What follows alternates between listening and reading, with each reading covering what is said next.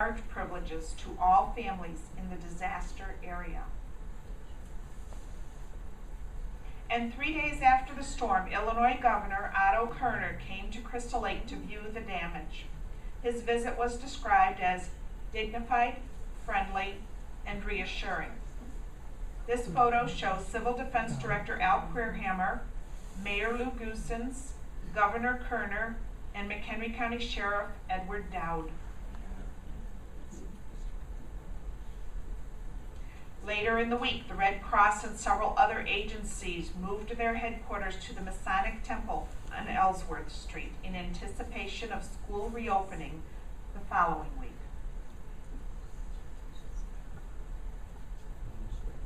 And the cleanup began right away after the storm hit. Fortunately, help poured in from all over. 50 sailors from Great Lakes came with trucks and cranes. The Mennonite Church of Eureka sent 72 members to assist with the cleanup. Individual volunteers were listed by the thousands, some working one day and others many days. They came from throughout the state of Illinois and beyond. And Bob Blazier talks about how the community came together to help their friends and their neighbors. High school district, of course, declared school days off too, because there was just so much disruption. Some people wanted to bring trailers in and live at their home site, even though the home could not be habitable. They wanted to stay there. Other people moved into rentals and other locations. There was an abundance of food. People brought meals in, brought people into their homes to eat, in most cases. I know Rosemary and I were just two of many people who spent that week, since we both worked for the school district, we didn't have any place to go to work because it was closed. So we spent that week out there helping people clean up and try to assess what their losses were. Since nobody knew, most of the adjusters who came in to settle homeowner claims just walked down the street, and every once in a while call out, anyone here need State Farm or need Allstate or any of the other agencies they represented.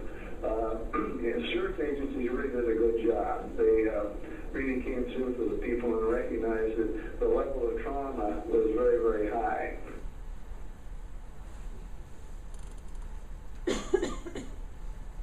And the cleanup begins. Companies donated heavy equipment and operators to help with the cleanup. The compassion of people and companies was overwhelming. Storage facilities for belongings of families whose homes were destroyed became a problem that was soon met by Scorberg Furniture Store, the Matthews Company, and the Lakewood Village Hall. Family, friends, and strangers all volunteered to help with the cleanup. Ed Essex neatly piles dishes as he rummages through what was the kitchen in the home of his brother-in-law, Al Hopkins, seeking salvageable goods. Neighbors helped Mrs. David Blanick salvage clothes and goods from her damaged home at the intersection of Keith and Harold Streets. Mrs. Blanick said she and her daughter saw the storm coming and took refuge in a basement. And survivors of the Knack family pick up broken fragments of home where their father, Louis Knack, was killed.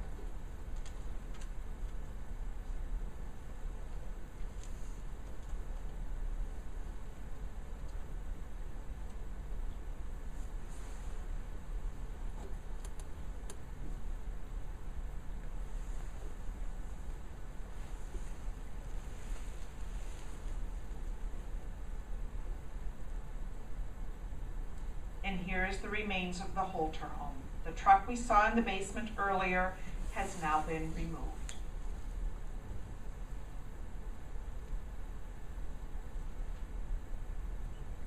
The Ladd Corporation, developer of Coventry subdivision, received high praise from residents for their swift response and repair of damaged houses.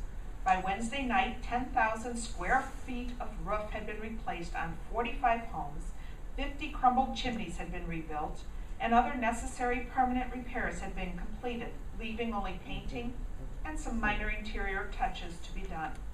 Almost all of the debris had been cleared from the streets and yards, and all of the families were back living in their homes. Jeff Ladd was with Ladd Enterprises until about 1970 when he left to pursue a legal career. Mr. Ladd told me that he and his wife were living in Coventry subdivision when the tornado hit. One of their neighbors a few blocks away was an elderly couple who had a child late in life. The husband had a heart condition. The couple was away on vacation when the tornado hit. Their house was a 3-bedroom ranch.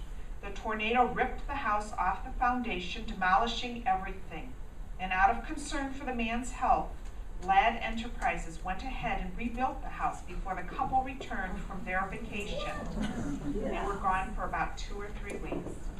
The company still had the information about paint colors, shutters, etc.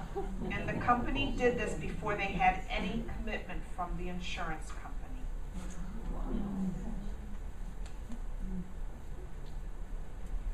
The cleanup of the Crystal Lake Plaza began right away. Some of the businesses were able to reopen in a few days. For others more heavily damaged, it took weeks and even months. And although we're certain many residents would be needing new appliances, the Sears store in the plaza could not help them right away. Anybody know who this guy is?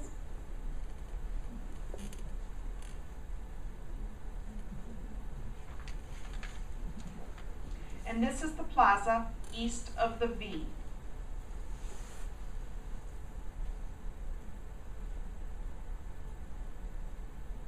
This was the Piggly Wiggly.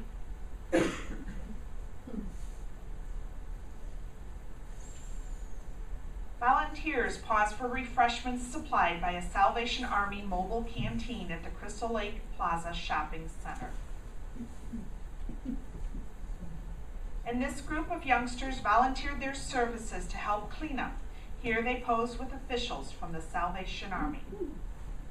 I don't know about you, but I don't want to mess with that lady in the middle. I'm sure she was a very nice lady and very giving. Is that Mrs. Anderson? Used to be Miss Ragland? I do not know. I think it is. I don't know. She looks pretty stern in this picture. And even Bill Baker, president of the shopping center, pitches in to help clear the roofs of the buildings. And a few more slides taken by local resident Wayne Rees. Wayne later owned the New Life bookstore that was in the plaza for many years.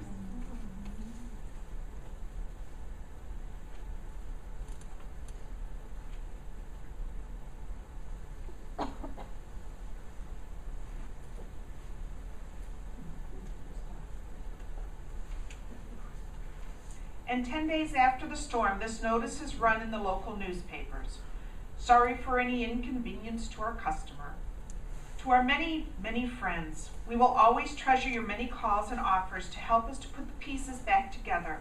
We are all working hard to bring back to you as soon as possible a larger and nicer shopping center. We will need your continued friendship in the future. W.C. Baker, President, Crystal Lake Shopping Center, Inc.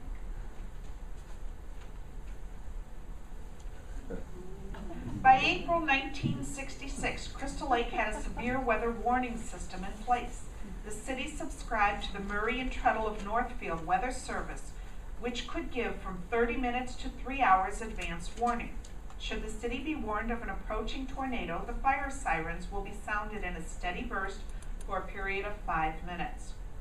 People were also urged to listen to the new local radio station, WCLR, for United States Weather Bureau forecasts.